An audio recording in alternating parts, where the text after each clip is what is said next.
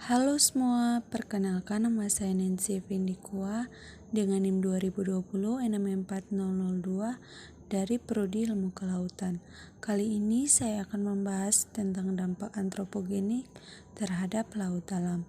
Tujuan pembuatan video ini adalah untuk memenuhi nilai tugas pada mata kuliah Ekologi Laut Dalam yang diampu oleh Ibu Krijona F. Lokolo, SPI, MSI.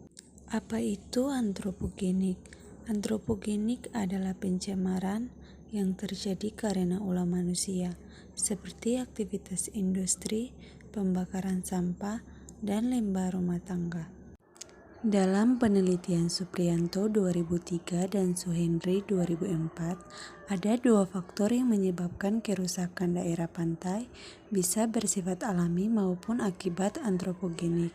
Faktor alami berasal dari pengaruh proses-proses hidrooceanografi yang terjadi di laut, yang dapat menimbulkan hempasan gelombang, perubahan pola arus, variasi pasang surut, serta perubahan iklim. Pengaruh alami dari darat seperti erosi dan sedimentasi yang berasal dari arus pasang oleh peristiwa banjir dan perubahan arus aliran sungai juga dapat mengakibatkan perubahan pada garis pantai. Bahaya antropogenik dapat berdampak buruk bagi manusia, organisme lain, bioma, dan ekosistem.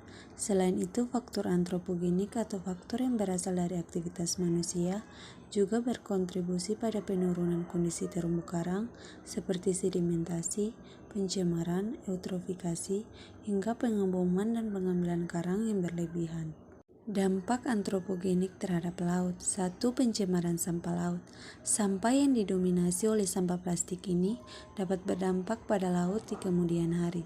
Dampaknya adalah terganggunya ekologi dan ekonomi bagi perairan tawar dan perairan laut. Sampah plastik tersebut jika terus dibiarkan juga dapat membahayakan hewan atau biota laut. Berikut dampak yang ditimbulkan oleh sampah plastik. A. Merusak keseimbangan nutrien di laut. B. Membahayakan keselamatan hewan-hewan laut. 2. Pembuangan limbah kapal selam. Limbah minyak adalah buangan yang berasal dari hasil eksplorasi produksi minyak. Pemeliharaan fasilitas produksi, fasilitas penyimpanan, pemprosesan, dan tangki penyimpanan minyak pada kapal laut. Limbah minyak bersifat mudah meledak, mudah terbakar, bersifat reaktif, beracun, menyebabkan infeksi, dan bersifat korosif. Limbah minyak merupakan bahan berbahaya dan beracun atau B3 karena sifatnya konsentrasi pada jumlah dapat mencemarkan dan membahayakan lingkungan hidup serta kelangsungan hidup manusia dan makhluk hidup lainnya. 3. Eksplorasi minyak dan gas.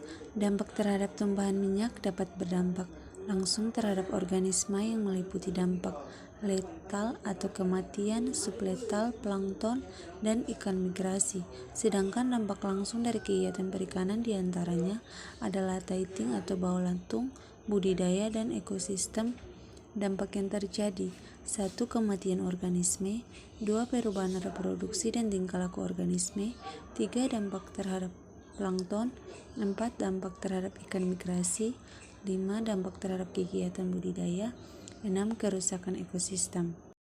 Kesimpulan dari penjelasan di atas dapat disimpulkan bahwa dampak-dampak yang terjadi akibat ulah manusia dapat diatasi dengan adanya sosialisasi dari pemerintah kepada masyarakat pesisir tentang pedoman dalam melakukan penanganan, pengukuran tingkat kerusakan, dan perhitungan klaim ganti rugi, dapat berpedoman pada pedoman pelaksanaan penanggulangan dan ganti kerugian dampak-dampak yang terjadi pada laut akibat faktor pencemaran sampah laut, pembuangan limbah kapal selam, eksploitasi minyak dan gas, dan penambangan laut dalam, sehingga ekosistem laut dalam dan sekitar dapat terjaga dengan baik dan memberikan dampak yang positif kehidupan masyarakat pesisir.